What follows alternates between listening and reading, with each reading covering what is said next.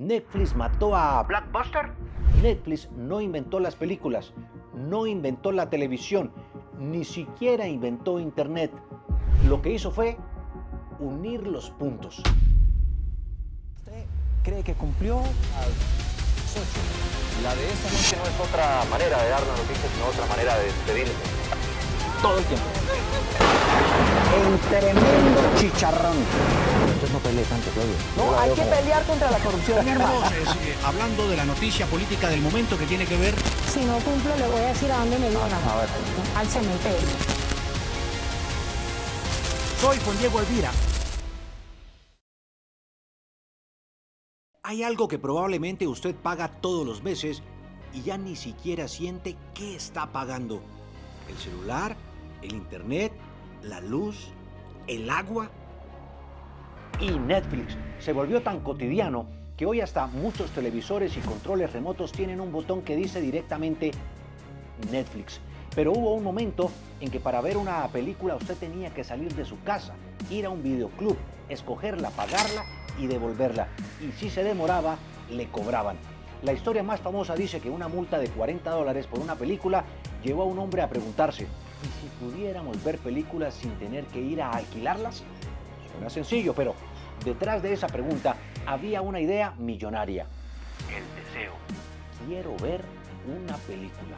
La solución: que la película llegue hasta mí y después que ni siquiera tenga que llegar.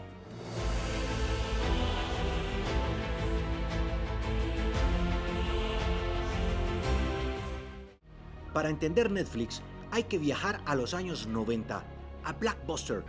Y aquí hay que aclarar algo para los más jóvenes. Blockbuster no era una página web, era una tienda. Y no una tienda cualquiera, era la tienda donde millones de personas iban a alquilar películas. Entrabas, caminabas entre pasillos, buscabas una película, la llevabas a la caja y te la llevabas para verla en tu casa. El problema era que la película no era tuya, así que había que devolverla. Y ahí aparecía uno de los enemigos favoritos del consumidor: la multa por devolución tardía. La historia que durante años se contó sobre Netflix dice que Reed Hastings alquiló Apolo 13, la perdió o la devolvió tarde y terminó enfrentándose a una multa de unos $40. La cifra se volvió casi legendaria, pero aquí viene el giro. El propio cofundador, Mark Randolph, ha dicho que esa no fue realmente la forma en que nació Netflix, porque la idea no apareció mágicamente después de una multa. Hastings y Randolph estaban buscando algo mucho más grande. ¿Qué producto podrían vender por internet? Querían encontrar algo que fuera fácil de enviar, que la gente quisiera comprar y que pudiera funcionar en ese nuevo mundo llamado internet. Y se les ocurrió probar con películas. Había un pequeño problema. Los VHS eran demasiado grandes, delicados y costosos de enviar. Pero acababa de aparecer un nuevo formato, el DVD. Así que hicieron un experimento. Compraron un CD, lo metieron en un sobre y lo enviaron por correo. Si llegaba intacto, tenían negocio. Y llegó, funcionó. Netflix fue fundada en 1997 y comenzó como una compañía de alquiler y venta de DVDs por internet. Su sitio arrancó en 1998. Y aquí está lo increíble. Netflix no empezó siendo Netflix. No había series originales, no había Stranger Things, no había La Casa de Papel, no había una aplicación en el televisor, había DVDs.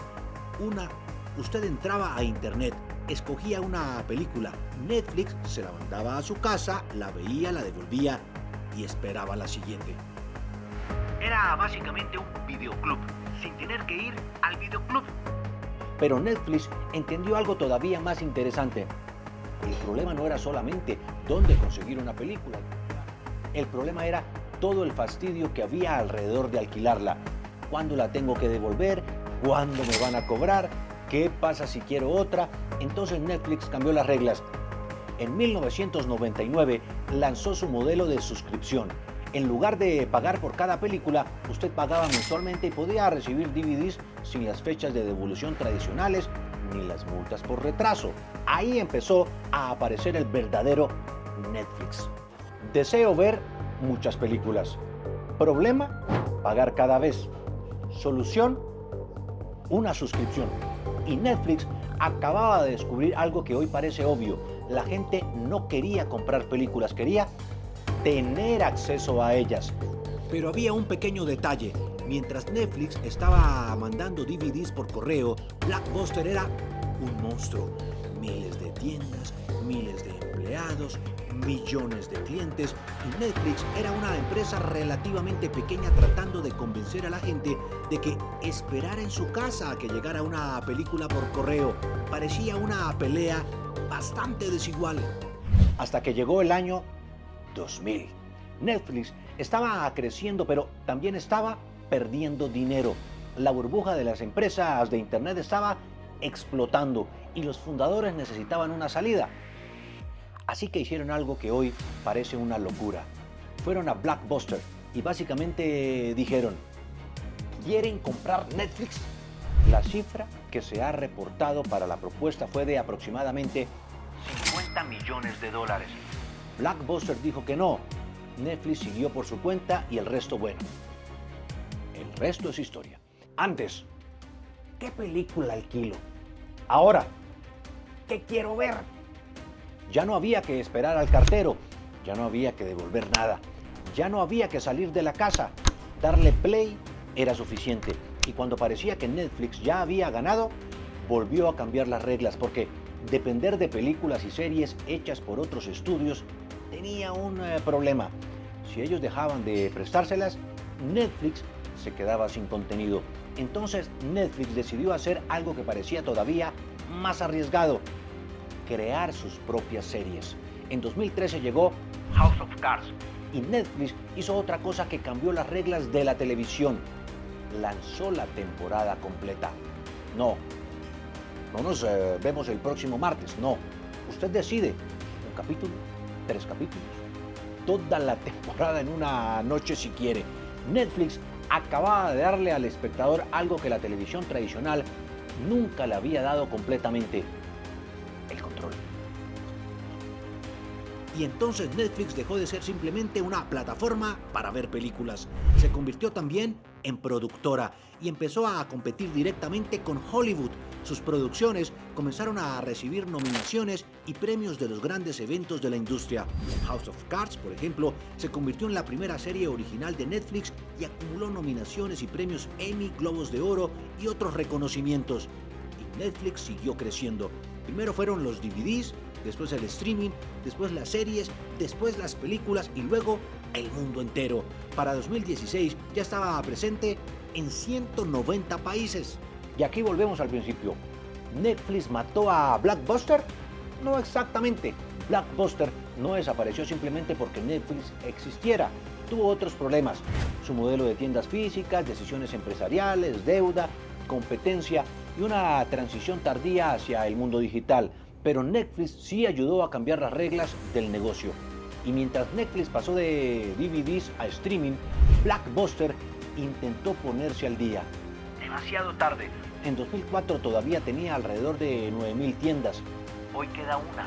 Y quizás sea la parte más impresionante de toda esta historia. Netflix no inventó las películas, no inventó la televisión, ni siquiera inventó Internet. Había un deseo: quiero ver una película. Primero creó una solución: te la mandamos a tu casa. Después, otra: ni siquiera te la tenemos que mandar. Dale play. Y finalmente, ¿quieres verla? Aquí tienes miles. Hoy, Netflix tiene más de 325 millones de membresías pagadas y cerró 2025 con ganancias netas de $10,981 millones, un 26.1% más que el año anterior. Y pensar que todo esto comenzó con una pregunta aparentemente muy sencilla: ¿por qué tengo que salir de mi casa para ver una película? Ahora cuéntenme, ¿qué otra empresa quieren que les cuente desde cero? Los leo. No olviden seguirme en todas mis redes sociales. En X, antes Twitter, @Juan Diego Alvira. En Facebook, @Juan Diego Alvira. En Instagram, @juandiego.alvira. Además, también activen las notificaciones y síganme en mi canal de YouTube.